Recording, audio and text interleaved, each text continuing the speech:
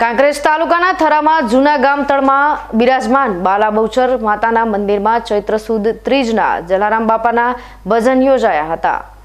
કાંકરેજ તાલુકાના વેપારી મથક થરામાં આવેલ જૂના ગામ તળમાં બિરાજમાન શ્રી બાળા બહુચર માતાના મંદિરમાં ચૈત્ર સુદ એકમથી નોમ સુધી માતાજીના ગરબા આરાધનામાં સૌ ભાવિ ભક્તો માતાજીના ગુણગાન ગાય છે।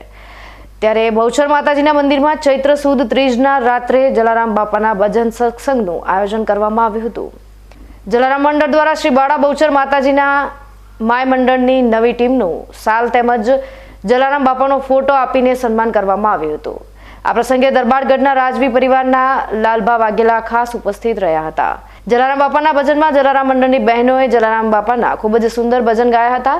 સાથે સાથે શ્રી બાળા બહુચર માતાના માય મંડળના હરિભાઈ સોની તેમજ મધુભાઈ સોનીએ માતાજીના ગરબા ગાયા હતા। ગરબામાં સંગીતના સૂરમાં તેમજ તબલા વગાડવામાં ભોપાભાઈ સોનીએ ગરબામાં સૌ બહેનોની સાથે ગરબાની રમઝટ બોલાવી હતી।